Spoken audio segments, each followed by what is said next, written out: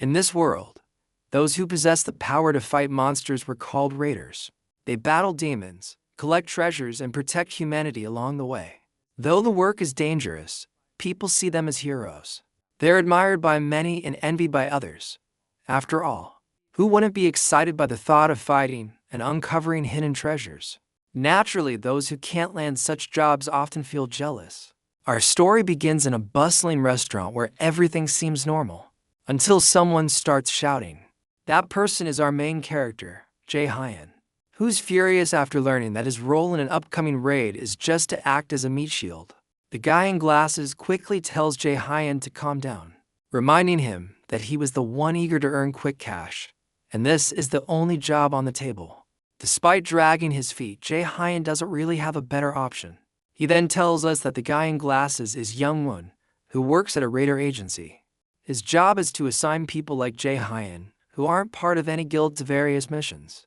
Jae-hyun had high hopes when Young-won contacted him, thinking he landed a good gig. But instead he got thrown into a frontline dungeon job filled with undead monsters, essentially disposable cannon fodder. Young-won tries to justify it by saying this was the only job available.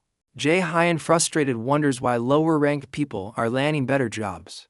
Young-won reminds him of his martial arts class with excellent skills yet almost no job offers. Jae-hyun gets even more annoyed, suspecting he's being underestimated, just because he is a martial arts raider. Young-won hesitantly agrees, explaining that magic users dominate the market. They're more efficient, get injured less often, and complete tasks quicker. Employers notice those things. The reality is harsh. Unlike mages who can cast spells safely from behind the lines, martial arts raiders are always on the front lines, more exposed, more hurt. Mages clearly had an upper hand. Jae-hyun recalls how about 10 years ago, martial arts raiders were highly valued, but those days are long gone. He regrets not becoming a mage when he had the chance. It all started when he was a third-year high school student. He scored remarkably high in the Awakening Aptitude Test.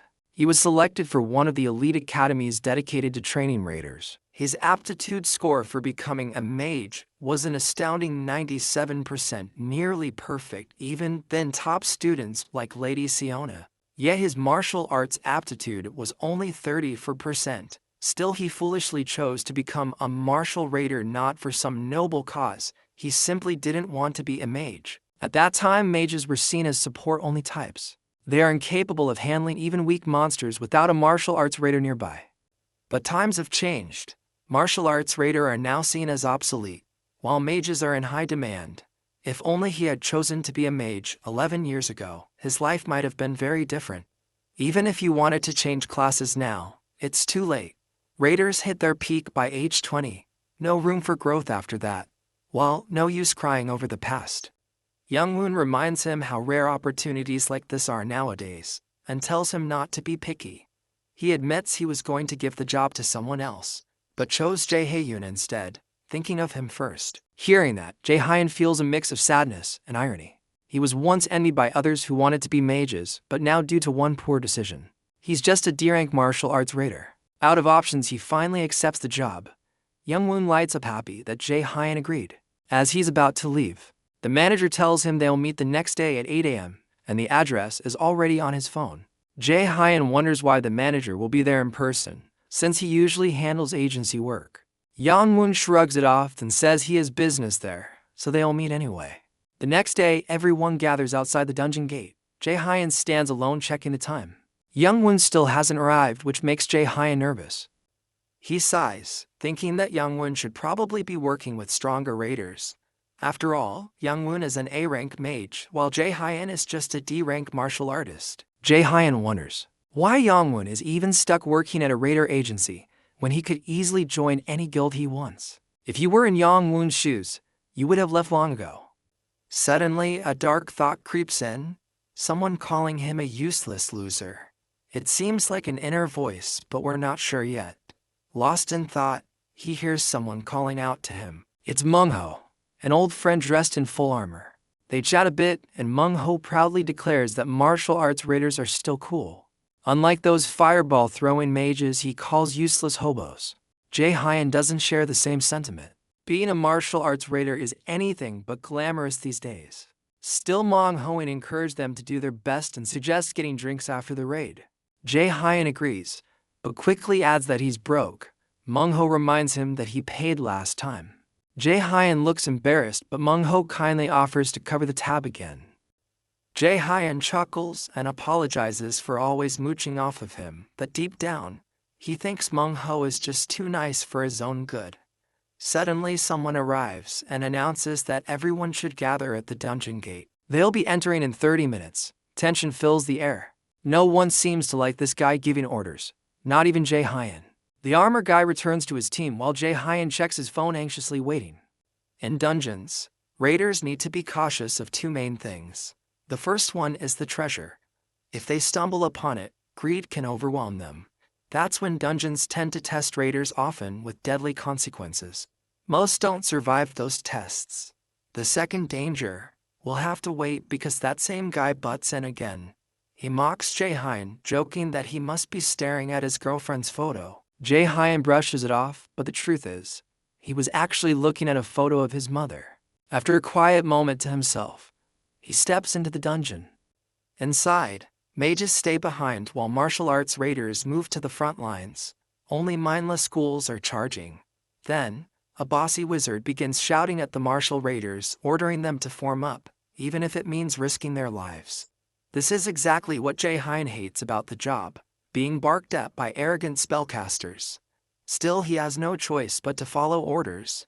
Inside, mages stay behind, and while martial arts raiders move to the front lines, the mages begin casting spells, hurling fireballs that scorch the zombies. Jae wonders if these mages are from the Meteor Guild, which was a rookie group not long ago, but it turns out they're not.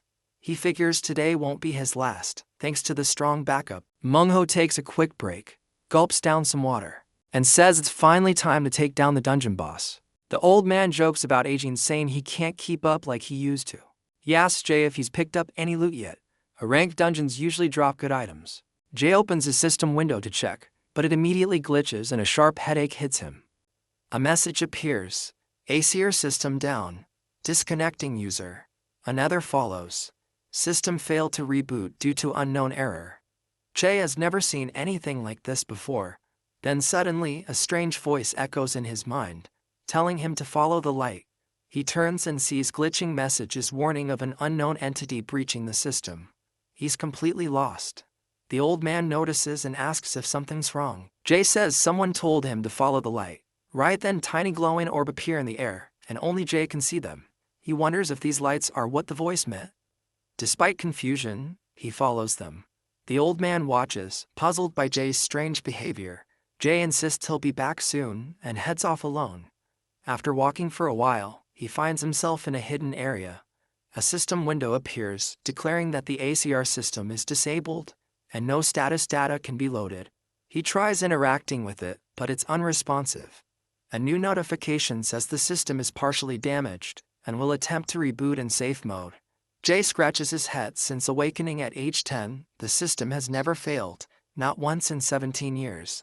He wonders if that voice he heard is related to the system glitching out. Messages keep repeating, but he presses on, following the light. He starts to think something deeper is changing within the system. For context, the Asura system is believed to be named after the Aesir gods of Norse myth like Odin and Thor. It supposedly appeared in 2011, during the year of disaster, as humanity's last line of defense. That year, an enormous tree suddenly sprouted in the center of the Pacific Ocean. It soared to unimaginable heights in just 9 days, and casting a foreboding shadow over the world. This terrifying tree was none other than Yggdrasil, the legendary world tree of myth. When Yggdrasil fully bloomed on the 9th day, chaos engulfed the globe. Waves of monstrous creatures descended upon humanity. Half of the global population perished, while the survivors faced famine and relentless plagues. Amidst the despair, true heroes emerged, wielding divine powers that brought a faint glimmer of hope. People gradually awakened to the ACO system, becoming raiders to battle the monstrous threat. From that moment, Asura became humanity's ultimate weapon. But now our hero suspects the Asura system may be changing, and not for the better. As he reaches a dead end, he suddenly spots a green door. Shocked at first, a smile soon spreads across his face. He realizes he's found a treasure gate. Treasure gates are secret chambers hidden within dungeons, incredibly rare even in high-level zones. They're known to house special items and valuable materials worth millions of won, the local currency. Jae-hyen's mind races as a rank or higher equipment piece could completely turn his dull life around. He silently prays for luck as he steps inside. The interior feels surreal, like a heavenly registration office. On a pedestal lies a radiant item.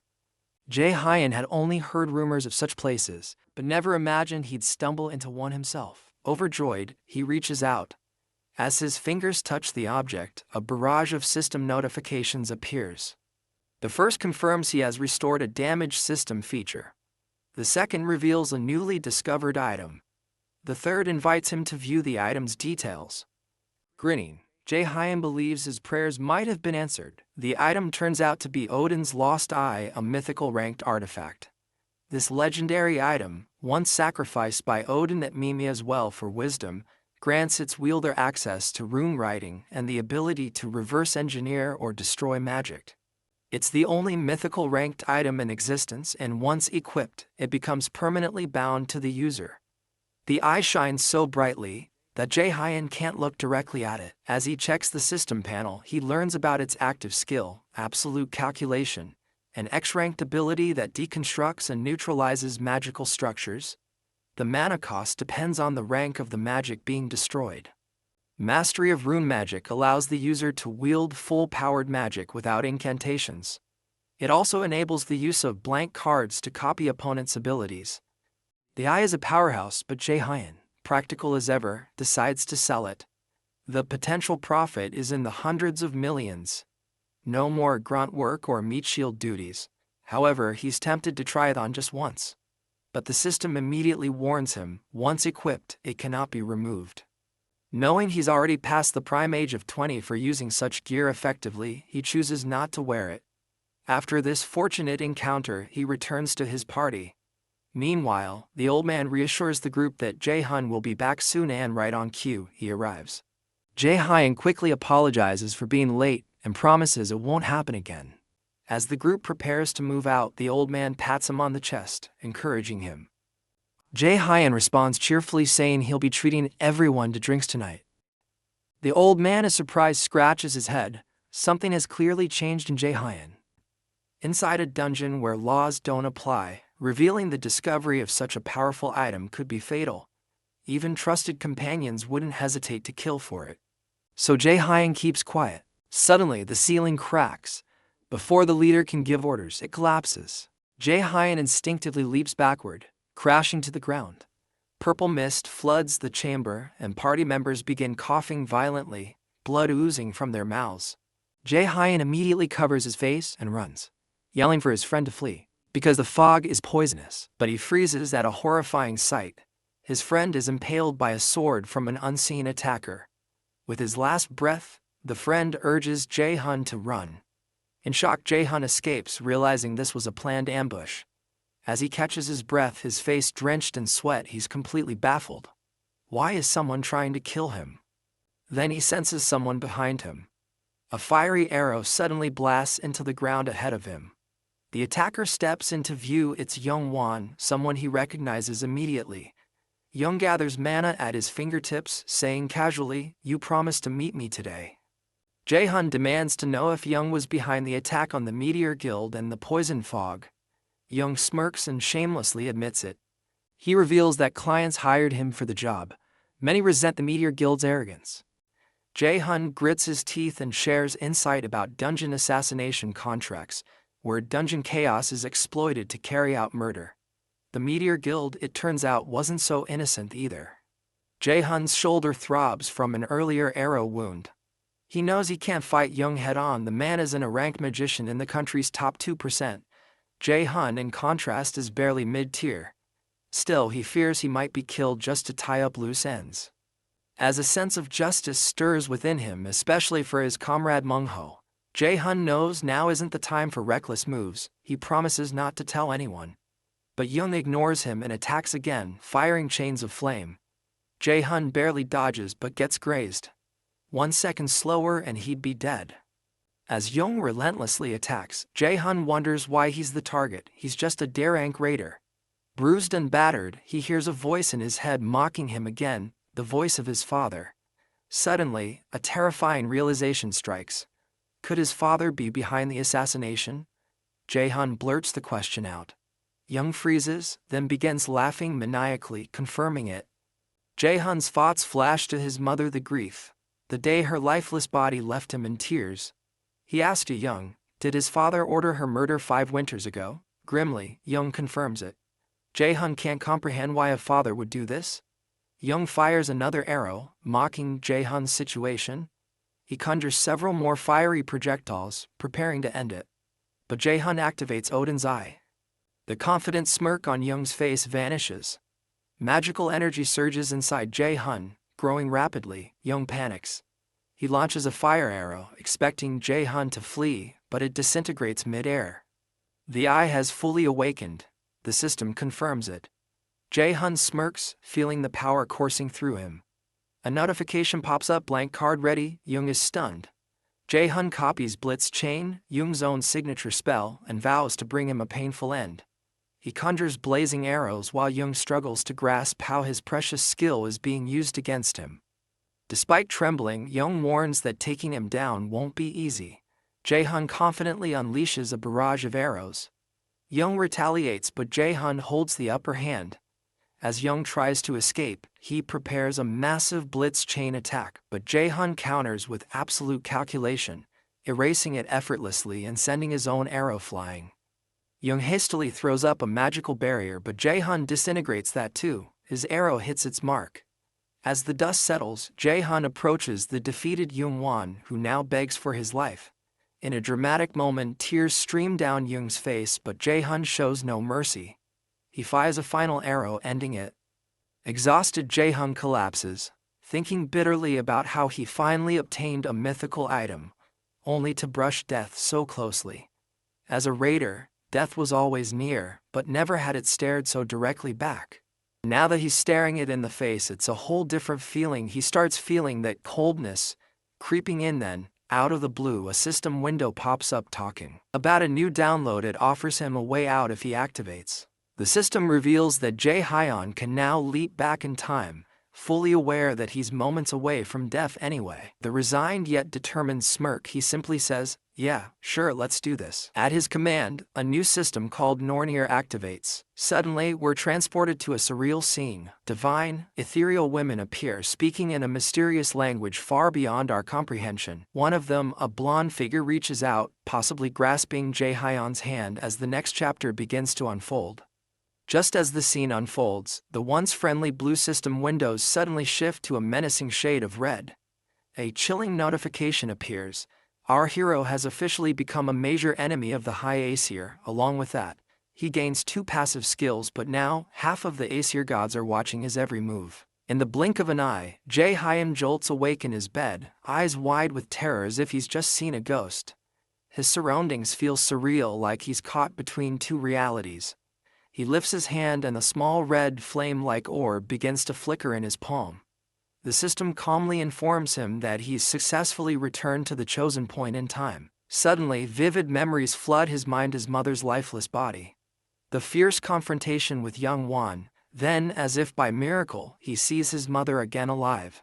Without hesitation, he throws his arms around her, holding her tightly, unwilling to let go, silently begging that this isn't just another cruel illusion.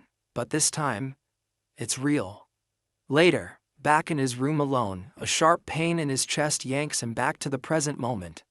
The system confirms. The current date is November 15th, 2020. His regression has been successful. His body has already healed by 20%. Gasping for air, Jae-hyun glances around, heart pounding. Everything is familiar. He's home, no dream, no illusion. This is real. A system notification appears presenting a quest titled, "Rest is the Mother of Success." The objective is straightforward. Jae-hyun must rest until he's fully recovered. If he completes this task, he'll be rewarded with a valuable blank card. Letting out a deep breath, he tries to steady his nerves. Thoughts race through his mind. He remembers how he died fighting that man, and somehow, the system brought him 11 years into the past. He's now back in the 3rd year of middle school. Curious, he checks the calendar and confirms it. He hasn't enrolled in Mills Academy yet. Then he notices a handwritten note, clearly from his past self, urging him to choose the martial arts path. But without hesitation, he grabs a pen and crosses it out. There's no way he's going to waste this second chance. This time, he's becoming a mage, no compromises. In the next scene, we find Jae-hyun having dinner with his mother, struggling to hold back the tears welling in his eyes. She watches him closely, concerned by his unusual behavior. Earlier, when she came home, he had embraced her tightly and cried without explanation. Sensing something's off, she gently asks if anything is bothering him. Forcing a smile, he brushes it off, saying it was just a nightmare. But deep down, he knows those memories of her death are no mere dreams. Finally, he musters the courage to speak. He tells her there's something important he wants to talk about. She listens attentively, already suspecting that he may be hesitant about enrolling in Mu's Academy. Understanding the intense competition and danger involved in that path, she reassures him that it's okay to choose a regular school. Instead, she won't push him. But to her surprise, Jae-hyun reveals that he actually wants to switch majors and pursue the magic class. His mother laughs softly at the sudden shift, startled but supportive. Though he was previously so set on martial arts, she trusts his instincts. With a warm smile and a gentle pat on his cheek, she tells him to follow his heart, whether it's martial arts or magic, and not to worry about the costs. She backs him up no matter what. Her acceptance moves him to tears once again. Amidst his emotions, memories of his father, Minyongo, and a rank raider, surface, reminding him of his vow to become stronger and take revenge. Motivated, Jae-hyun begins training seriously, starting with push-ups. He even earns his first blank card for completing the rest quest. His body is gradually getting lean and toned, honestly, something I envy myself. Jae-hyun still doesn't fully understand how the Norner system works, but as long as it keeps helping him, he's not complaining. With the knowledge from his past life, he's confident he can dominate dungeons and make smart decisions. His past as a dungeon guide gives him a real advantage. However, beyond his martial arts background, his skill set is still limited. The only active skills he has are absolute calculation and blitz chain, both copied from young woman. Leaning back in his chair, he opens the system interface to check his stats. His level and attributes seem to have reset with the regression, but he's retained all of his passive skills along with two new ones, one who is observed by the gods, and the other, Supreme God's Eye. Both are already maxed out. One who is observed by the gods grants him divine blessings, accelerating his growth and preserving his passive skills through regression. It also boosts all his stats by 1 point every time he levels up. It's no wonder many of the Aesir demigods are watching him now. Then there's Supreme God's Eye, a powerful passive skill that lets him see through illusions and perceive hidden truths. And finally, the active skill Blitz Chain allows him to strike enemies with electrified chains, sometimes paralyzing them. The more chains he conjures, the more mana it consumes. Jae-hyun checks his stats. Unsurprisingly, most are at rock bottom, but his focus is locked on improving his magic stat, a vital trait for any mage. He also knows that endurance is equally crucial. After all, those long battles require stamina to survive. Thinking strategically, he decides to use his recently earned blank card to copy a healing skill. He already has an offensive one, so a healing ability will make him more well-rounded. Even in 2020, when mages often get overlooked, healers are still revered, treated like VIPs across the raiding world. But there's a problem. Finding someone with a healing skill is incredibly difficult. It's like trying to find a needle in a haystack. In his past life, he wasted his blank card in a battle with young woman. This time, he's not making that mistake. He has no clue how many blank cards the system will provide, so he's not taking any chances. Suddenly, his phone rings. His eyes widen when he sees the caller-eyed Kim Yu-young, his childhood friend. They had always dreamed of attending Mills Academy together to become raiders, but in his previous life she died in his arms. A tragedy he refuses to let happen again. He reads her text. It's about a seminar being held by Sengs's Yu-young, and excitement sparks in his eyes. She's a legendary figure known for her rare healing abilities, especially her mastery of the magic of sacrifice. Without wasting another second, Jae-hyun throws on his hoodie and tells his mom he'll be back soon. Outside, he replies to Yoo-young, letting her know he's on his way. Meanwhile, a Rolls-Royce is weaving through city traffic. Inside sits Sinx's Yoo-young Ann, silent and composed as her manager briefs her on her packed schedule. He expresses concern about her health, pointing out she's been overworking herself. She responds gently, saying she's just tired, and reminds him, sacrifice often requires giving up one's own vitality. The manager, clearly distressed, wishes they had someone with healing powers on par with Lady Shanjin. He fears it's only a matter of time before Yoo-young collapses from exhaustion. Back at the event venue, Jae-hyun and Yoo-young arrive. She's practically dragging him through the crowd in her eagerness. He playfully teases her, asking if she brought him just because she was scared of getting lost. Embarrassed and flustered, she denies it, but her silence speaks volumes. He chuckles again, poking fun at how someone so smart could have such a terrible sense of direction. Though she gives him a hard time, he silently thanks her. This seminar could be life-changing. If he can copy Yoo-young's sacrificial healing skill, it would catapult him to the top-tier ranks of Korea's rating world. As the crowd settles into their seats, they're both awed by the scale of the audience. But it's no surprise.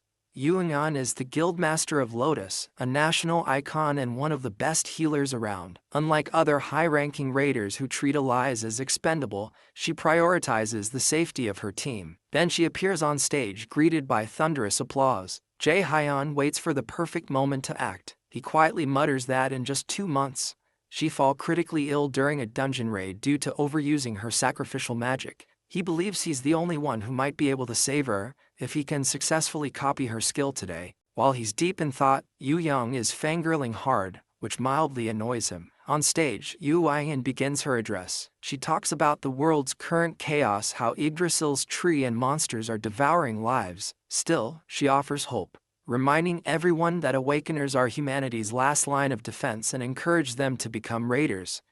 Her words resonate with the crowd and with Jae-hyun too. He reflects on how tough it is to fight on the front lines, and how he once tried to sell Odin's eye just to escape the life of a raider. As they leave the venue, Yoo-young continues praising the Sinxes. Jae-hyun can't resist teasing her again, saying he already called her mom to pick her up because of her poor sense of direction. Annoyed, she offers him a ride too, but he declines, saying he has other things to take care of. Before leaving, he casually mentions that he's changed his career path and is now fully committed to becoming a mage. He also hints that he'll need her help in the future. Then, without further explanation, he walks off, leaving her confused and a little hurt. Outside, Jae-hyun scans the area and eventually spots the Sanctus's car. A smirk spreads across his face as he approaches. But her manager intercepts him, saying she's not seeing fans right now. Jae-hyun calmly responds that he's not here for an autograph, he's here to speak with director Yoo-young herself. The manager scoffs, irritated, and tells him to scram, warning that even the director would find his presence rude. But Jae-hyun doesn't back down. He boldly claims that he knows Lady Yoo-young and is suffering from an incurable disease, and that he's the only one who can heal her. The manager freezes, visibly shaken. Then, enraged, he grabs Jae-hyun by the collar, demanding to know where he got such information. Jae-hyun remains calm and simply gestures toward the onlookers, silently warning not to make a scene. Right then, a window rolls down. The Sinxes herself addresses him, asking if he can truly back up his words. With complete confidence, Jae-hyun nods and says, "Yes, I can cure your illness." Though clearly hesitant, she decides to give him a chance after all. If he's lying, it'll be obvious soon enough. Despite Jae-hyun's unwavering confidence, the Sinxes finds his demeanor even more suspicious.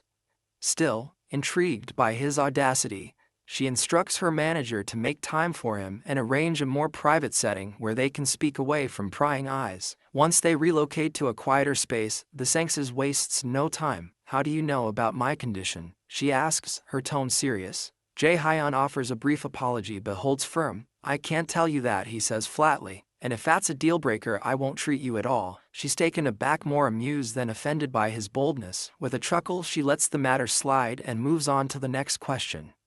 "Then tell me," she says, eyes narrowing, "how exactly do you plan to treat me?" Jae-hyun doesn't flinch. "I intend to copy your sacrifice skill. that silences the room. The Sengses is visibly shocked, but her manager is the first to react, bursting out in anger. Do you even understand what you're saying? That skill is unique, you can't just copy it, he barks, clearly at his limit. Do you even know what a unique skill means? That kind of power belongs to Lady Yu Yang and no one else. Before we go any further, here's some context on unique skills. They're classified as is ranked the highest tier of abilities in the world. These skills can't be learned from manuals or shared through training. They're either inherited by bloodline or manifested through intense personal evolution. The formulas behind them are incomprehensible and unreplicable. In other words, they're one of a kind, meant to remain exclusive to the individual or their lineage. Jae-hyun raises a hand, calming them both. His voice is steady, firm. I know exactly what I'm saying, he says. If I didn't understand the nature of unique skills, I wouldn't have come here at all. The Sengses immediately turns to her irate manager and tells him to stand down. It won't take long, she assures him calmly, her eyes still on Jae-hyun. Then she asks the question that matters most. Can you really do what you claim? Jae-hyun nods with complete confidence. We learn here that her unique skill, sacrifice, comes with a heavy penalty. It can only be healed by another skill of equal or higher rank, which is rare in itself. But the irony is cruel. The sacrifice skill, which offers powerful healing, can't be used on the caster. It requires an offering to the gods, meaning she's incapable of healing her own body with it. Despite her lingering doubts, the Sengses gives Jae-hyun permission to proceed. As she activates her magical aura, her body begins to glow faintly with divine light. Jae-hyun's heart races. This is it, the system interface appears before him. Sacrifice skill detected. Would you like to register this into your blank card? Without hesitation he answers, yes. The skill copies successfully, and Jae-hyun immediately activates it. A radiant golden light forms in his hand, the power of sacrifice now his to command. Both the Sengses and her manager are stunned by the sight. He had really done it. But Jae-hyun doesn't jump into healing her just yet. There's business to handle. Before that, let's break down what this newly acquired skill actually does. Healing Wave, it emits a pulse of energy that heals multiple allies simultaneously and removes negative debuffs. Judgment of Light. Against undead enemies, the skill transforms into a powerful holy attack. Zero penalties. Because the skill was copied via a blank card, it retains full power without any of the original drawbacks. Now it's time for negotiations. The Sengses, while impressed, asks what he wants in return. Her words are polite, but internally, she's confident. After all, this is just a kid middle school age and she's the leader of one of the top guilds in the nation. Jae-hyun doesn't waste a second. I want your sponsorship, he says plainly. She raises an eyebrow. Just to help you grow as a raider? He nods, exactly. I have the will, but I need the resources, the network, the backing. That's the only way I can get stronger. Impressed by his resolve and ability, the Sengses agrees, but she adds a condition. That surprises Jae-hyun. Even though she's clearly in no position to negotiate, she's still bold enough to put terms on the table. She explains, my illness is personal. It doesn't involve the Lotus Guild. Sponsorship isn't just about me. You're asking for the support of an entire organization that owes you nothing.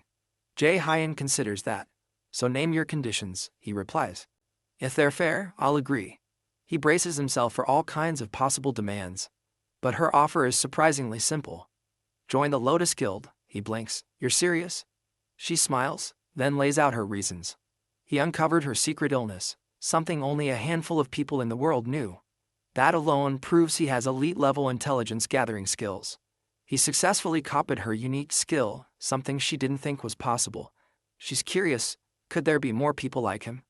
Jae-hyun listens quietly, but deep inside he's sweating. There's no way he can tell her the truth, that he learned about her condition because he regressed in time, or that he only copied her skill thanks to a cheat-like system he barely understands himself. The Sengses leans in uncomfortably close to Jae-hyun and reveals the third reason. She wants him in the Lotus Guild. Despite being just a middle schooler, he didn't even flinch when facing the guild's representative. She finds his boldness intriguing. Jae-hyun reflects quietly. In his previous life, the Lotus Guild collapsed soon after her death. But now that she's alive, he's confident the guild will rise and joining them might be his fastest path to growth. Still, there's one problem. He's a minor, and signing official contracts with underage individuals is illegal. Sensing his concern, the Sengses smiles knowingly. She reminds him of the right of priority negotiation, a legal clause that allows a guild to support and invest in an underage raider trainee. Once the trainee comes of age, the guild is granted exclusive negotiation rights to contract them before anyone else can. Jae-hyun is stunned. He knows about this perk but never imagined it would actually apply to him, especially after getting rejected by even the lowest-tier guilds in his past life. Clearly, the Senxes has taken a liking to him. Sitting up straight, Jae-hyun says he'll begin the healing now. Though her offer is generous, he decides to treat her first before formally accepting it. As he moves closer, standing above her, the manager watches nervously. Though he no longer doubts Jae-hyun's powers after seeing the skill demonstration, he's still uneasy. What if the boy uses a cursed or unstable method? After all, even top-tier doctors failed to heal her. But the moment Jae-hyun casts his skill, the room begins to glow. The Senxes feels the changes instantly, a warmth spreading through her body, her pain vanishing. Her expression turns to one of disbelief and awe. The manager is stunned. Without hesitation, he bows deeply, apologizing with heartfelt sincerity for ever doubting Jae-hyun. Jae-hyun casually shrugs it off. It's only natural to be skeptical of a kid, he says with a small smile. But the manager insists, ashamed of how he treated him earlier. Jae-hyun turns to the Senxes. It's done. You should be able to move freely now. She slowly rises from her seat, walks over to the window and casts a magic spell. Light bursts from her hand, illuminating the entire room. Her eyes fill with tears.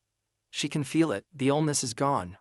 Choking up, she expresses her gratitude for this miracle. Will there be any penalty for healing me? She asks, concerned. But as we know, there's no penalty. Jae-hyun's copy is clean, free from drawbacks. With a grin, he assures her, you can pay me back when the time comes. The Senxes nods. She pulls out her guild card and hands it to him, asking him to seriously consider her offer. She promises to do everything she can to make sure it benefits him. Before leaving, Jae-hyun says there's something he wants to request. The next day, the manager escorts him to a low-ranked dungeon owned by the Lotus Guild. It's his first step in leveling up, preparing himself to eventually become an elite student at Mills Academy. The guild has already taken care of everything, equipment, access, even loaned him spare gear usually reserved for members. But the manager warns him soloing a dungeon, even a low-tier one, is risky. Why go in alone? He asks. I just want to grind and test myself. Jae-hyun replies calmly. As a precaution, the manager gives him a warp stone. Break this if you're in danger, it'll teleport you to the dungeon entrance. It's a small token of appreciation for healing the Senxes. Jae-hyun accepts it with a nod and steps into the dungeon. From his experience, he knows it's just an E-rank gate, nothing too dangerous. But then, something unexpected happens. Out of nowhere, a hand covers his mouth from behind. The system flashes a warning. You have entered Helheim's Field of the Dead. Meanwhile, back at the Lotus Guild, Director Yoongan sits deep in thought. She's still processing what happened. Even in a basic A-rank dungeon, clearing it solo is almost unheard of for a trainee. Yet she has a strong feeling this kid is no ordinary rookie. He didn't choose that gate by chance. She smirks. Let's see what you're planning, she thinks. Just then, there's a knock at the door. With her permission, an assistant enters and hands her a file. It's the boy's profile, the assistant says. The director flips through the pages, then freezes. He wants to be a martial artist. She says aloud, confused. With magical skills like his, such a career choice seems absurd. A heavy silence falls over the room. As the woman who submitted the reports admits, even she can't wrap her head around how someone could be this gifted.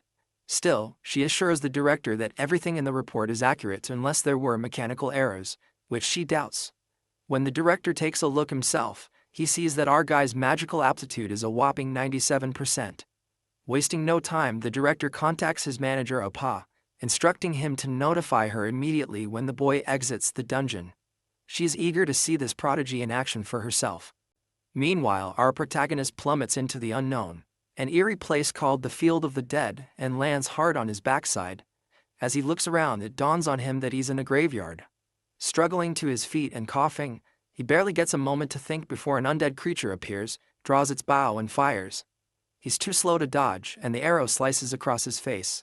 Then another monster appears, poised to strike. He's unsure if its weapon is coated with paralysis poison, which only irritates him more. He quickly heals himself using his sacrifice skill, but more zombies begin to close in.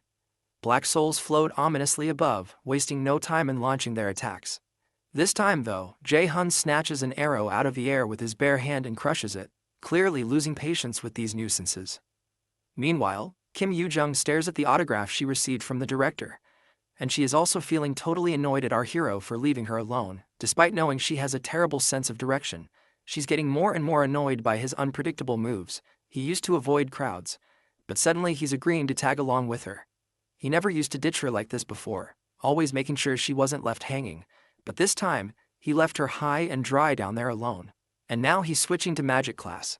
Even though he's always dreamed of martial arts, she just can't wrap her head around his sudden change because she knows he's usually thoughtful and careful, not someone who acts without a good reason. Suddenly, she starts texting him again, giving him a piece of her mind about leaving her alone that day. Meanwhile, back in the dungeon, Jae-hyun's face pales as he freaks out at the sight of ghosts right in front of him. To make matters worse, they're far more organized than your typical monster horde. He decides to rely on an item, a staff forged by a blacksmith from the Lotus Guild. Before we delve deeper, we learn that this dungeon, Helheimer, is the realm of the dead overseen by Loki's daughter, Hel. It's one of the 9 worlds in Norse mythology, created after the 7 realms excluding Midgard and Asgard. These worlds include Niflheimer, the world of fog and ice; Muspelheimer, the world of flames; Jotunheimer, the world of giants; Alfheimer, the world of elves; Svartalfheimer, the world of dark elves; Vanaheimer, the world of the Vanir gods; and the coldest and darkest of all, Niflheimer, where Helheimer exists alongside it. This place is a total nightmare for newbies, but our hero's pumped to test his skills. He decides to whip out Goddess Nora's sacrifice skill. When he uses it on dead monsters, bam! It transforms into this epic area of effect attack called Judgment of Light. The monster jumps him right away, but our hero's quick to smack it down with his wand, sending the monster flung backward. He gears up with Blitzfire and blasts the monster to smithereens, bagging 70 XP for knocking out the Death Wraith. He keeps up the momentum, chaining his blitz moves to rock the stage with his skills. Every monster he takes down brings a bigger grin to his face as the XP rolls in. Next up, he leaps at another undead who is using arrows and smacks it hard on the noggin. Boom! His wand cracks in half, but he still manages to take down the monster. His face goes pale seeing his wand broken, realizing he wasn't exactly fighting like a mage after all, and his foolishness has caused him to lose a weapon. So, he gets serious and activates his sacrifice skill. The holy judgment of light comes crashing down on the monsters, burning them to a crisp. Once those undead are turned into ashes, he racks up some valuable experience points along the way, and decides to take a breather in the settling haze. He heals himself to restore his powers, and he is relieved to have made it out alive. He's learned a valuable lesson. Not to overestimate his skills. Even though divine judgment saved him this time, he might not be so lucky next time. In any case, he decides to leave the place, but he soon realizes he has no clue how to get outside. He sighs and decides to use the warp stone, but before he can, a terrifying aura of mana creeps over him from behind. When he looks back, there's nothing there. Suddenly, he senses something approaching, and in the next moment he feels himself getting choked. He raises his busted wand and jabs it into his own thigh. Not quite sure why he's hurting himself, but he is making damn sure not to let out a single scream to draw any unwanted company. Little does he know, there's this hideous monstrosity lurking right behind him. Right on cue, the system chimes in, revealing that the dungeon boss, Nightshade, has shown up. And the gap in levels between our hero and this boss is like night and day. The system practically screams at him to bolt out of the dungeon as soon as possible. He fumbles for his teleportation stone, but before he can grab it, the monster pounces from behind, sending the stone tumbling from his hands as he hits the nearby wall and starts coughing up blood. His HP also takes a nosedive. The system immediately tells him to use a healing item immediately, but looks like he does not have any time for that because the monster is already standing before him and immediately launches another attack. Just as he braces for the worst, the monster in front of him freezes solid, leaving him staring in disbelief, wondering what the heck just happened. That's when a woman's voice, echoes through the cavern. The woman appears divine, almost like a goddess. She commands the monster not to harm him, revealing that she herself brought him here as an important guest. This half-demon, half-angelic elf informs our hero that he is destined to be the adversary. Confused, the boy has no idea who this woman could be.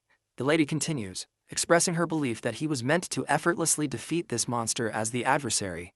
However, it seems she was mistaken, seeing him as just an average kid with moderate mana and abilities. She questions why Loki chose someone like him to be the adversary against the mighty Aesir gods.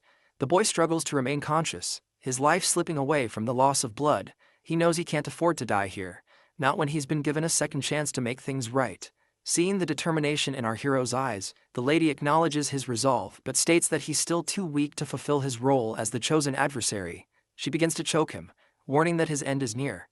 If he doesn't grow stronger quickly, she threatens to end his life with her own hands. Recognizing his importance to them, she decides to grant him another chance. She urges him to become much stronger than he is now, to defeat the Nightshade monster easily. If he succeeds, she promises him a reward, but emphasizes that he must act quickly. And then, a system pops up with the first main quest, Hell's Trials. His main goal in this mission is to take down Nightshade within 2 months, and it looks like this mysterious lady is none other than Goddess Hell herself, Loki's daughter.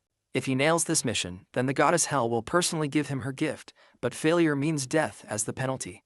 As those creepy hands start dragging him into the darkness, he loses sight of everything. And as the scene shifts, we see this blonde goddess we saw during his time regression. And she still appears to be saying something to our hero in this foreign language. Suddenly he awakens in the real world. As he stands up, he realizes that his injuries have been healed completely. Checking his window stats, he sees the same quest still hovering before him, which confirms that everything he felt back then was real, and the lady he encountered was indeed Hel, the goddess who rules over Helheimer, one of the 9 worlds of mythology. He's still clueless about this whole adversary thing, and he's heard something familiar already right after getting this new Nornir system. With a pile of unanswered questions looming over him, like why he regressed and what the heck this adversary stuff is, he knows one thing for sure: he's gotta level up fast. If what that goddess said holds water, the moment he stops getting stronger, he will be killed by that goddess. But hey, he chuckles to himself, at least he's got some daring tasks ahead. Still, he's got a long road ahead. He doesn't know how to fight as a mage, and he also lacks any basic spells to handle small fry. Pulling out his phone, he sees a call from the director summoning him. He tells her he'll swing by tomorrow and is ready to make the contract. The next day rolls around, and our hero steps into the Lotus Flower Guild. The manager leads him inside, and as they walk, he understands why they are giving him so much special treatment. Because his mage aptitude is at 97% after all. Arriving at their destination, our hero brightens at the sight of the lady director, exuding confidence with her long hair and a presence that catches his eye. They exchange greetings warmly. She dives into the perks the guild is offering with the contract, and our hero enthusiastically confirms they're impressive. I mean, who wouldn't be thrilled?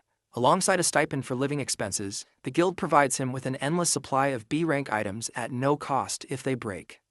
On top of that, he'll earn a substantial profit based on his contributions in the raids. These terms are usually reserved for top-notch A-grade raiders. Before signing the contract, he reveals a condition. The lady director warmly encourages him to speak his mind. He explains that it's only been a month since he transitioned from martial arts to magecraft, making him inexperienced in magic. Therefore, he requests to be personally trained by the director herself. The manager marvels at our hero's audacity to directly confront the prestigious director without hesitation. Meanwhile, the boy asks if she agrees to his condition before signing the priority negotiation contract with the Lotus Guild. She chuckles at his interesting request and agrees to his terms. He thanks her, and she teasingly reminds him she's already got her eye on his potential and can't wait to see it in action. She presses him to display his talent first, if he's comfortable enough. Of course, our hero had already anticipated this. After all, it's the main reason the Lotus Guild is interested in him. He immediately asks what he should do to demonstrate his power. The lady simply clicks her fingers, and blue energy begins to manifest behind her, forming a mana cube, and she tells him to endure it. The boy is absolutely baffled by the sight of the mana cube. The lady quickly reminds him that a talented individual should be able to manage at least this much if he's going to sign the priority negotiation contract with her Lotus Guild. You see, a mana cube is a test that B-rank and above mages use to gauge their mana sensitivity, but there's no way someone like our hero wouldn't be overwhelmed by it, as only 7% of awakened mages can endure it.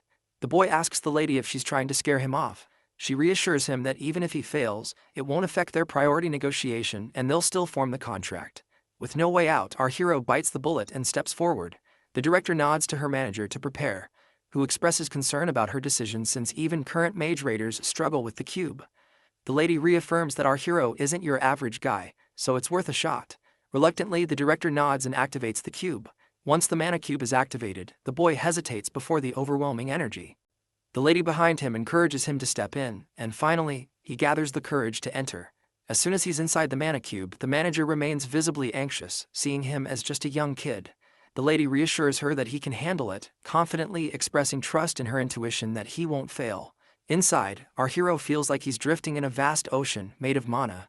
Surprisingly, he can breathe normally, alleviating his earlier concerns about getting sick from prolonged exposure to thick mana, which could even lead to death during the test. He searches for a way out, recalling that the only escape from the mana cube is finding the singular door connected to the outer world among countless whirlpools. He gathers his resolve, searching for a way out within the mana cube. Suddenly he senses something unusual, an unassuming crystal tucked away, pulsating with immense magical power, as if containing the entire essence of the great ocean of mana.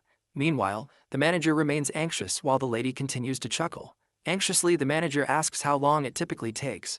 The lady mentions the fastest exit from the cube is 40 minutes, a record high.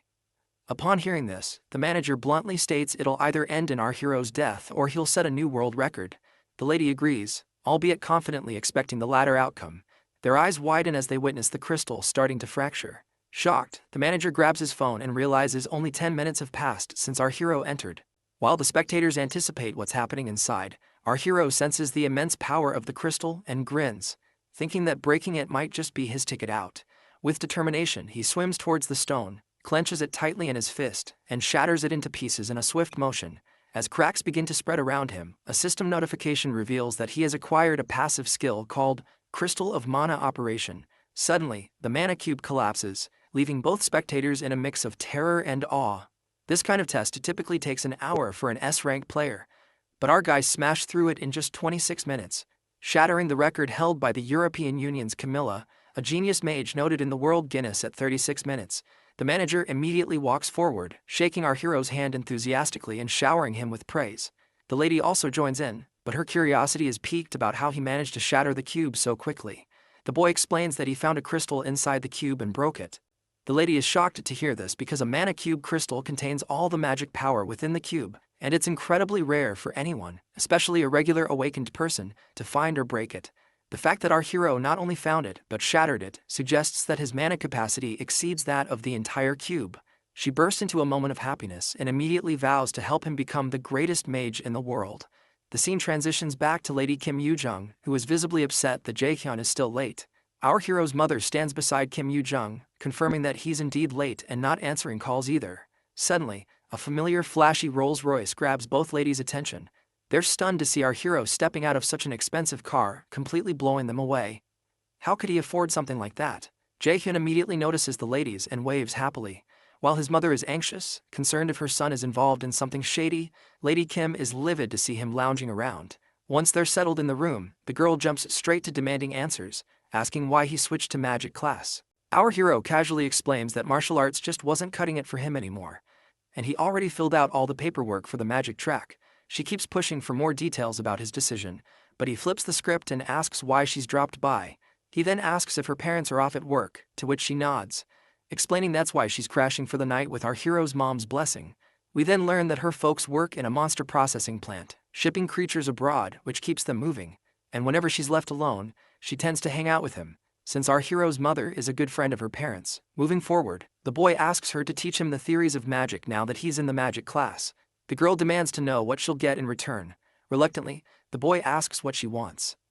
The girl admits she doesn't have anything specific in mind at the moment. After thinking for a bit, she decides that he must grant her one wish. The boy agrees but adds a condition. Her wish must be made within a year, or it expires. The girl agrees, somewhat annoyed, while the boy privately bets that she'll likely forget about it within a year. Teasingly, the boy asks what kind of wish she might have in mind, but the girl, now visibly annoyed, tells him to shut his yapping. The lady gets so mad. As they continue their banter, their mother calls them to dinner, but they ignore her, caught up in their playful pillow fight. Observing their chemistry, it wouldn't surprise me if the girl jokingly tells him to marry her as her wish. Meanwhile, in the forest, violent ravens float above in the air and a man clad in black easily dispatches the monsters with his sword. Finally, we meet our hero's father, Min Seong-oh, who receives praise from the armored man for effortlessly clearing the dungeon. The man invites Min Seong-oh to join their guild, but our hero's father declines, preferring to stay solo. The armored guy practically begs our father to join, promising all sorts of respect from the Scarlet Guild, but the man in black just scoffs and calls him stubborn. Then, out of nowhere, the father starts summoning these weird chain things, and he also yaps about humans being greedy like he's giving a lecture. He vanishes into thin air, leaving the armored guy scratching his head. After this spooky encounter with this killer dad, who, let's face it, looks younger than our hero himself, We're back to the director, who's giving a lecture to Jae-hyun for his first magic class. The lady decides to dive right into sparring and challenges him to take a swing at her. The boy hesitates but realizes he has no choice. He lets out a sigh and carefully takes his stance, ensuring there are no openings. Drawing on his martial arts knowledge, he throws a punch aimed at her, expecting a reaction. The lady stands there grinning, and the impact of his blow creates such a massive disturbance that everything gets obscured in a cloud of dust. As the dust settles, our hero sees his punch effortlessly caught by the lady, who handles it like it's nothing, leaving him utterly terrified. She grins confidently, and the boy quickly retreats to a safer distance. Seems he underestimated her just because she's a healer. He's now certain she's got the power of an S-rank raider. After that punch, she breaks down his moves, noting the martial artist's habits in his stance and attack. She points out that mages typically don't charge in like that to attack. The director then asks him if he knows the difference between martial arts and magic. The boy says martial arts is all about up-close fighting with swords and stuff, while magic is more about blasting from a distance. She nods and adds that magic classes are about weakening enemies from afar, while martial arts finish them off face to face. Then she tells him to get ready because she's going to attack him to show him what mage combat is really like. She assures him she can heal him if things get messy. He's a bit nervous but ready. The lady gathers energy at her fingertip and shoots out this intense laser beam of energy. The boy quickly rolls to safety as the lady tells him it's his turn to attack. He activates his blitz chain power and unleashes lightning arrows straight at her. There's a huge explosion when the chains hit their mark, but the lady stands there without a scratch. She's surprised he has an A-rank skill but reminds him it's only good if he hits the target. Then, she counters with her own arrow aimed right at his face. He freaks out and ends up taking the arrow straight. Even though he's battered head to toe, he stays standing, impressing the lady with his resilience. But then she decides to go all out, throwing a barrage of blue lightning bolts at him. This time, he immediately uses his absolute calculator skill, and the magic disintegrates, leaving the lady shocked. She can't believe he reversed her attack and neutralized it in such a short time. The lady is once again amazed and asks him if there are any more surprises he's hiding. Our hero just tells her to find out for herself, and with that challenge, the ground right in front of her starts crackling with intense energy. She takes a direct hit but manages to deflect it with her hand, though her hand trembles from the impact. She's absolutely baffled at how he managed to cast this attack so fast. Meanwhile, he sends a barrage of arrows her way, but she quickly throws up a shield to protect herself. She's curious why he's casting magic without chanting, as casting for a mage typically requires a deliberate process. Experienced mages can reduce the chant for lower-powered spells, but each of his attacks is just as potent, making her doubt he's casting without uttering a single word.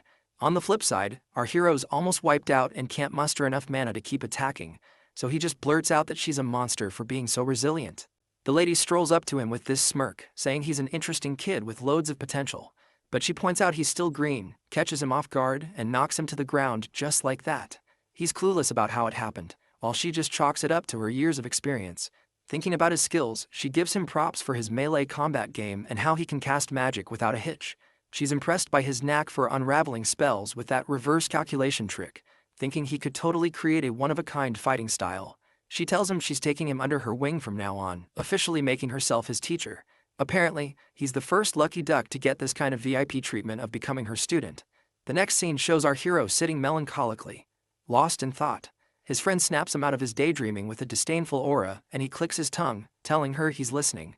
It seems she's been munching on ice cream ever since she arrived, which our hero bought for her as a tuition fee. He asks if she's not full yet, to which she replies she could eat it all day, urging him to focus on his studies.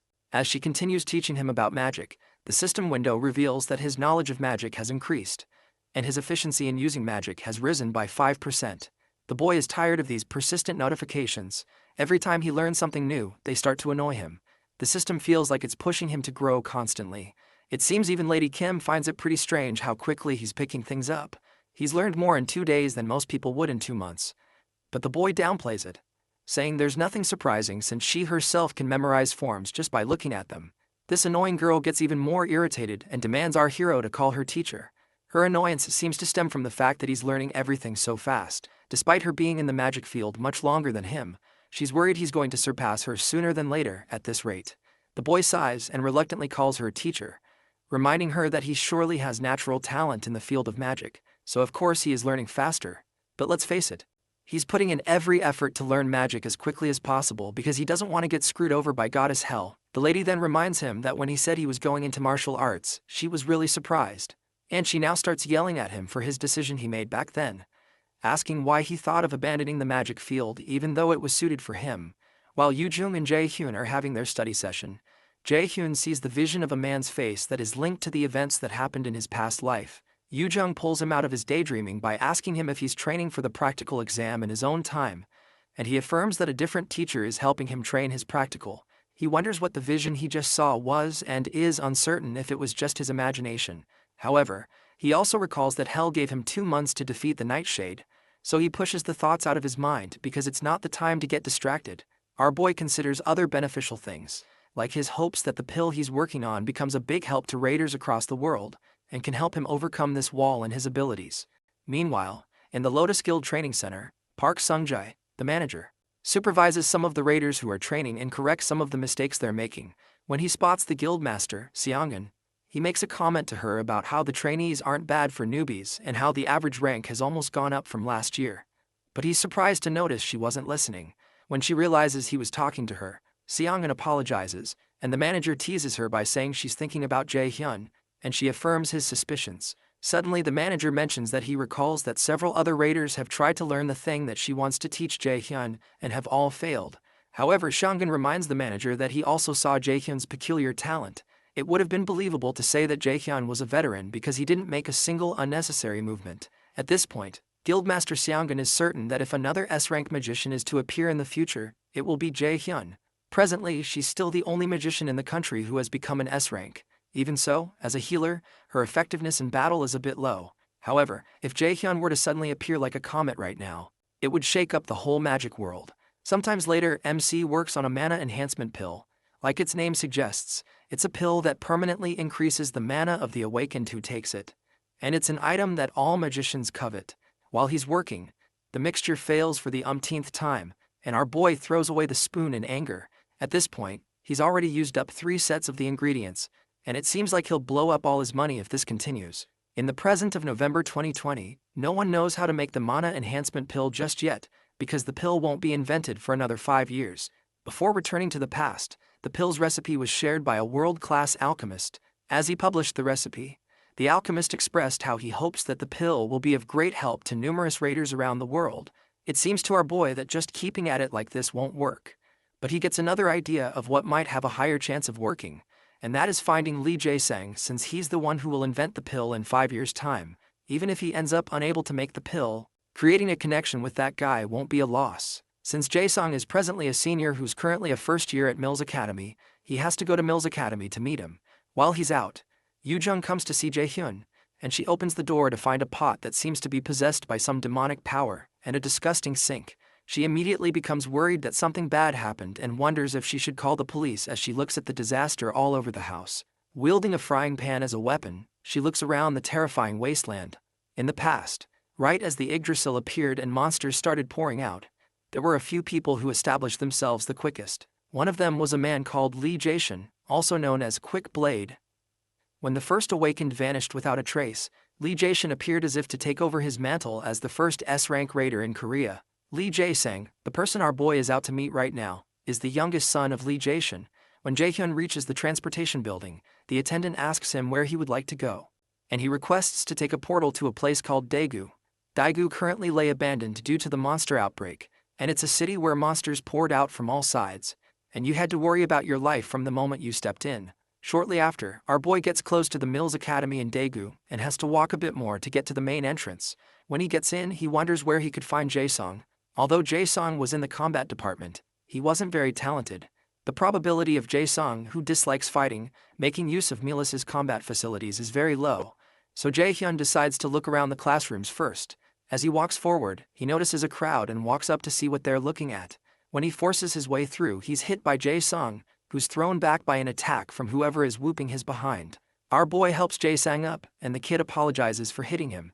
Jae-hyun, however, doesn't reply to his apology, but only locks eyes on Jae-sung's opponent, who asks him who the heck he is, and if he has any business with Jae-sung, whom he calls a stutterer. Before he can talk, the bully places a hand on our boy's back and asks him if he's the brother of the stutterer.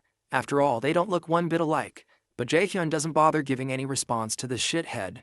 However, the bully clarifies that they're having an important discussion and advises him to wait outside if he doesn't want to end up in a bad situation. Before the guy can finish his statement, our boy slaps away his hand. Finally, Jaehyun tells the kid it would be best if he went to the nurse's office and asks if he can walk. But Jae-sung just stares at him in confusion. Annoyed, the bully steps forward and grabs Jaehyun by his collar, calling him a bastard. The angry bully demands to know if he doesn't understand when spoken to nicely and asks him if he wants to die. However, our boy mentions that this is the second time someone is grabbing his collar, and he doesn't know why people keep doing that so often lately. He remembers his lessons with Yu Jung about having a clear image in his head, then calculating the magic formula, constructing the spell, and then executing it. As he recalls Seongun, the image our boy chooses is a beam of light that shoots out like an arrow. Suddenly, the system notifies him that the skill called Holy Arrow has been activated. Just by pointing his finger, our boy releases a blast of the Holy Arrow into the big guy's chest and throws him backward, even knocking out spit from his mouth. As the big guy screams in pain, Jae-sung watches in shock as he realizes this stranger just cast a spell without incanting. The other onlookers also wonder what the heck just happened, and they wonder how this guy was able to cast, and how he was able to fire a holy arrow that broke the arm of a prospective warrior. As the students begin to chat that it's possible that the big guy is just weaker than he seems, the big guy becomes annoyed. If this goes on, his reputation is going to be destroyed, so he pledges not to let this bastard go without leaving a dent. As he holds on to his broken arm, he generates a sword. When Jae-sung notices it, he calls out to Jaehyun to be careful, but the angry bully swings the sword to injure Jaehyun. As the sword closes in on Jaehyun's face, he remembers how Master Seongun had taught him how to create a barrier by evenly wrapping mana around his body, so attacks violently bounce off. He immediately activates his mana barrier skill, and the bully's huge sword bounces off like rubber until it swings out of his reach. A look of terror crosses the big guy's face, but he's unable to react quickly enough because our boy soon grabs his face and asks him if he's done with his tricks. As the bully attempts to call him a crazy bastard, Jaehyun doesn't let the words fully come out of his mouth before he blasts a holy arrow into his face, violently knocking him backward and breaking his nose. A huge thud occurs as the bully crashes into the ground, and Jae-sang watches in awe as he wonders who this stranger is. When Jaehyun eventually locks gazes with him, the kid shrieks in fear, but Jaehyun only walks past him towards the unconscious bully, who's still enveloped in smoke. Jaehyun crouches near him and he's surprised by how good he got the guy. Soon after, our boy brings out a potion. He regrets having to use the potion he bought for this, but it can't be helped, so he pours it on the injured bully. Immediately the bully's face completely heals up, and our boy is impressed by its effectiveness. Once that's done, he turns to Jae-sang, who's still pretty shaken up, and proposes that they get going to the nurse's office. As they head to the nurse's office, Jaehyun stops when they reach somewhere where no one can hear them talk. Confused, Jae-sung stares at him, and he suspects that Jaehyun came looking for him because he knows who he is. Eventually, he musters up the courage to ask Jaehyun if his father sent him by any chance. Intrigued, Jaehyun replies that his father didn't and asks how he would know who his father is, but it's clear that Jae-sung isn't buying it. Eventually, Jae-sung asks him why he came looking for him, so our boy informs him that he has a favor to ask. When Jaehyun mentions that he would like him to make a certain pill, Jae-sung becomes shocked and states that he doesn't know how to make things like that. Confused, Jaehyun tells him he's good at alchemy, and when he brings out the potion he used on the bully, he asks Jae-sang if he wasn't the one who sold the potion on the black market. Shocked, the kid wonders how on earth he found out, because there's no way he could have found his information from the black market. Jaehyun knows what's on his mind, and truthfully, he's not wrong because the black market is a transaction system that completely hides the user's identity. The sale of items, product price, recipient and everything else happens through the Esra system, so it can only be secure. Fortunately, the black market works normally with the Nornir system that Jaehyun possesses, which made him able to buy this potion and made things much easier. Once more, Jaehyun asks Jae-sung if he made the potion, and Jae-sung utterly denies it. But our boy immediately tells him he's not very good at lying. Eventually, Jaehyun tells him he completely understands why he would like to hide it, but he explains that he doesn't have much time. Jae-sung recalls how he had listed the potions on the black market, and wonders if it was a mistake to register his potions on the black market. He hadn't thought that things would become like this because he had only done this to try to earn some money. He knows that he's going to die if his father finds out, so to stop that, he bows to Jaehyun and pleads that he keep it a secret from other people. Eventually, Jaehyun explains that he didn't tell him this to blackmail him, but he only needs an excellent alchemist that can help him make the elixir that he wants. After Jae-sung thinks about it for a while, he asks Jaehyun who on earth he is, so our boy explains that he's a prospective student of Milla's academy and calls him senior. Eventually they both sit, and Jae-sung, who's still tense, requests that he tell him about the pill he wants to make. Our boy informs him that he wants to make a mana enhancement pill, a pill that permanently increases a raider's mana. Shocked, Jae-sung gets up and asks him if permanently increasing someone's mana is even possible. Jae-hyun tells him it is. Immediately the kid's engines begin running, and he wonders what kind of ingredients would be needed to create such an effect. As he begins to think of the things that could be needed for the mana pill, Jae-hyun is surprised to notice that the kid's aura has changed, and he's stopped stuttering. Apart from that, Jae-sung was able to guess most of the ingredients just from hearing the effects, which shows he's truly talented. And Jae-hyun decides that he has to win him over. Eventually, Jae-sung stops talking and concludes that it would be better to ask another alchemist since it's such a great elixir. But Jae-hyun refuses because he wants to ask him, and even promises to provide everything he needs. Although it's true that with the recipe, other alchemists might be able to create the pill, the one who possesses overwhelming, incomparable talent is Lee Jae-sung. Finally, he asks Jae-sung if he'll do this favor for him, and the kid agrees. Regardless, Jae-sung clarifies that he doesn't know if he'll succeed or not, so our boy tells him it's alright even if he fails. Confused, Jae-sung asks him if it's alright since he'll be the one taking the loss. So Jae-hyun assures him that he's investing because he thinks that he has the ability. And he admits some investments can result in failure. As Jae-hyun tells him he looks forward to working with him, tears fill up the kid's eyes because this is the first time that someone has ever believed in him like this. When Jae-hyun notices this, he's glad he's been able to make a connection with him. The next morning, while Jae-sung is alone in his room, he thinks about the events that had transpired just hours ago. And he wonders if he's even had anyone believe in him this much in his life, because he's a coward, not as talented as his other siblings, and lost his mother early. He was eventually left alone and was unable to gain the approval of his father, so to him it's odd that someone would trust him enough to tell him that it's alright to fail.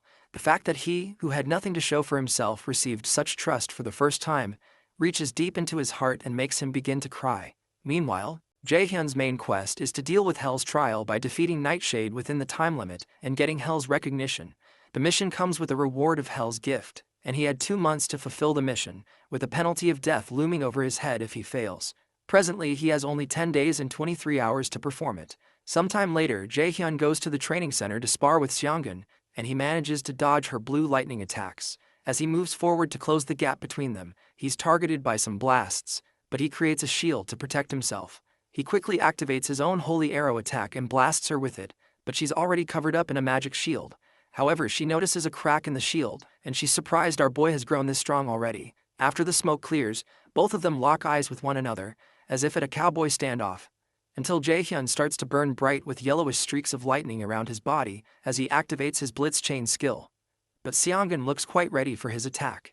As they both prepare to attack, the manager steps in and tells them to wrap it up because their time is up and they've both worked hard today as well. The manager is surprised that the training hall made with arc metal, which takes a significant amount of strength to create even a little of, has been destroyed by their sparring session. If he hadn't stopped them in the middle, the hall would have been obliterated. While they're resting, Seongun tells our boy that he's grown strong at a truly unbelievable rate. Apparently, he can cast more spells now, and his strength is now ridiculously high. Suddenly, she asks him if he's studying the theory separately, so he affirms that he's learning it from a friend. Excited, Seongun declares that it's better than she expected, because she was worried since she couldn't help him with the theory too. She comments that it seems like Jae-hyun has an intelligent friend, and he reluctantly agrees she is. But he considers how the real problem is Yoo-jung's weird-ass personality. Before they leave, Seongun reminds Jae-hyun that he had said he wanted to try raiding a dungeon again, and he affirms that he wants to test out the effectiveness of the training thus far. Because of that, Seongun believes that the E-rank dungeon that he entered should be a breeze with his current skills, so she asks him to do his best. The only issue is that it's not an E-rank dungeon he entered, but a C-rank one where he encountered Hell and Nightshade. He wonders if he can defeat a C-rank boss monster alone, but he decides not to worry too much about it since he's prepared well enough and he can only focus on the battle. Sometime later, Jae-hyun goes to see Jae-sang, who meets him with the pill he's worked hard to create. Soon after, Jae-hyun ingests the mana enhancement pill, and his magic stat increases by 15, and the unbelievable effects shock him. Alchemy is fundamentally a profound and difficult science. Even when creating the same item, its effect could differ greatly depending on the skills of the alchemist. If Jae-hyun had taken the ingredients to a different alchemist, they probably wouldn't have been able to give him an item that could even increase his magic stat by 5. Eventually, our boy smiles and reminds Jae-sung that he's truly talented, but Jae-sung says it's because he could believe in him, and he thanks him. Shortly after, our boy takes his leave, and he believes he's ready to defeat Nightshade the next day. Meanwhile, Hell speaks with her dragon Garmer and informs him that it seems that they'll be receiving a delightful guest that day. With 9 days and 22 hours remaining on the timer, he has to clear the dungeon. Our boy returns to the gate of the dungeon. He's given a complete probationary Valkyrie set, with which he gains a passive skill called Mana Plundering. Soon after, he enters the dungeon, and the portal system informs him that he'll be transported to Helheim's land of the dead. Because of the Nornir system he possesses, he falls through the portal and finally lands in the land of the dead. If he defeats Nightshade, he'll be able to meet Hel again. Suddenly, he hears a voice behind him refer to him as the adversary, mentioning Loki and Nornir. Soon after, the monster speaking to him fires arrows at him, but our boy protects himself with a magic barrier.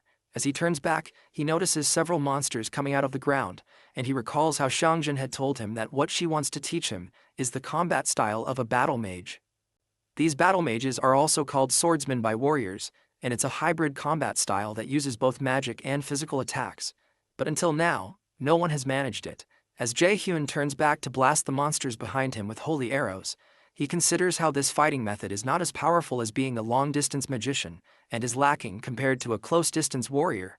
As he pummels one monster into the ground, he realizes the fighting style is in an awkward position, because it specializes in neither.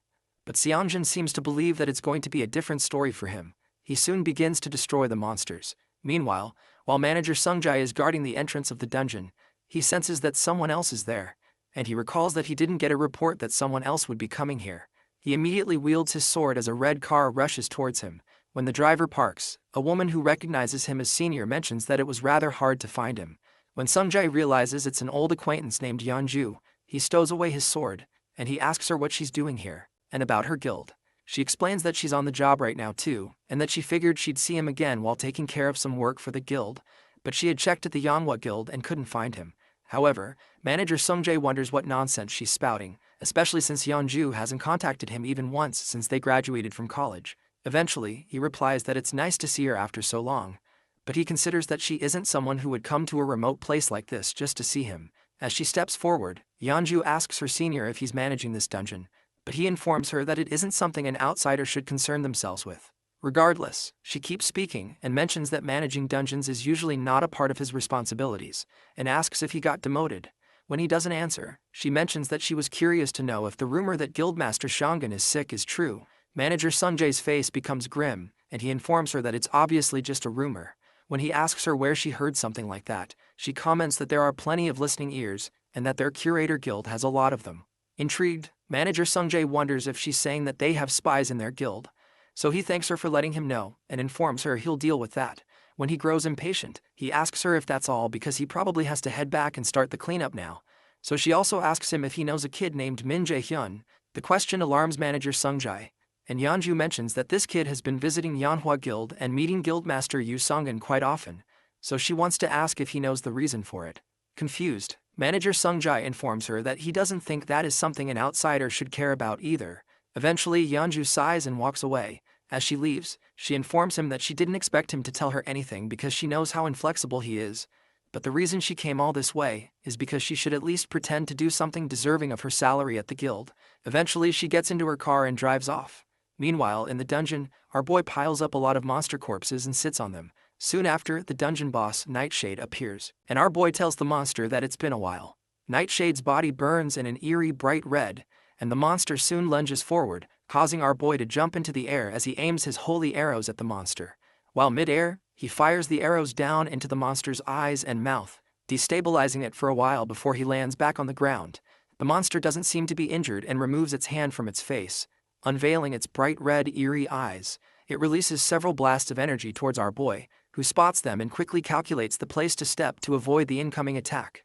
He successfully dodges the attack, and when he gets right in front of the monster, it releases another onslaught of destructive energy, which our boy still dogged does. Shortly after, our boy asks it if it's now flustered because things aren't going its way. Jaehyun activates his lightning chain, and he directs the chains at Nightshade, who manages to knock away the anchor of the chains. However, our boy redirects the chain's anchor and wraps the monster's midsection with the chain. Due to the monster's violent reaction, our boy decides that this attack is still not enough to subdue it, so he rains down several holy arrows and goes right for its eyes. The resulting attack is quite painful and causes blood to ooze out of the monster's face. Regardless, Nightshade refuses to go down easy and continues to thrash around until it breaks itself free of the lightning chains. Soon after, the system warns Jaehyun that the boss monster has entered a berserk state, and its strength has increased by 1.5 times. and so has its dexterity. This isn't good news to Jaehyun, and as if that's not enough, he's told that something called the stigma of death has been placed on him, and he will receive the penalty of sudden death if the stigma is not removed within 10 minutes. The condition for removal is defeating Nightshade, and our boy wonders what this sudden death penalty is since he's never heard of it before. Oddly, the system also informs him that his absolute calculation skill, also known as universal derivation, has been activated. Still confused, Jaehyun suspects that Hell has something to do with this, so he calls out to her and asks how she can just interfere like this. Instead of an answer, the system displays the 10-minute countdown, and he's already down by 30 seconds. With the stigma still on him, our boy runs towards the berserk monster, but he's shocked when Nightshade begins to run away from him. Jaehyun quickly fires a holy arrow blast at the monster's face and creates a hole in it before it can get too far away. The timer continues to count down to 8 minutes and 32 seconds, and a smile develops on Nightshade's face. It seems to know that it will win as long as it prolongs the fight. So Jaehyun decides to use a wide area skill that it can't dodge. As he's about to activate the attack, Nightshade captivates him with its gaze, and it breaks our boy's concentration and casting.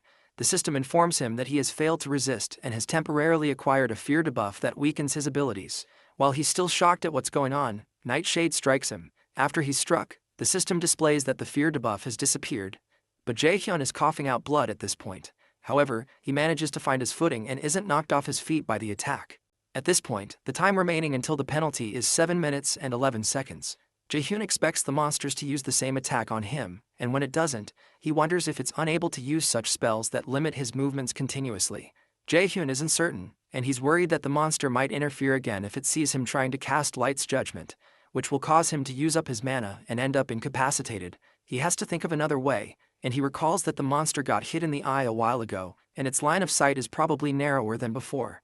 He decides to activate his Wind Boost skill to first get rid of the rest of the monster's sight. After using a blast of wind to block the monster's sight, the smoke soon clears, and our boy is seen wielding a light-type magic in his hand, just like he had planned. He teases the monster for thinking he would have run blindly towards it and calls it gullible as he activates his Flash Bomb skill. The Flash Bomb is soon triggered, releasing an explosion of bright light that covers the entire field, and releases several lightning chains towards Nightshade. Amidst the explosion, our boy is relieved that he finally got the freaking bastard. As the monster is burned up by the explosion, it screeches in pain. Out of nowhere, our boy notices some of the undead monsters he faced earlier behind him. He activates his sacrifice skill, and the system declares that sacrifice has changed into an attack skill, allowing him to use his Light's Judgment skill. With only 3 minutes and 46 seconds on the timer, our boy begins to rain blasts of light from the sky onto the field. In the frenzy, the timer goes down to a few seconds until only just 10 seconds are left. As we count down to 6 seconds, our boy fixes his gaze on Nightshade's crumbling body, and he pats himself on the back for having done it. As the timer reaches 3 seconds, the system declares that he's defeated the dungeon boss and has obtained the title of one who has overcome the first trial.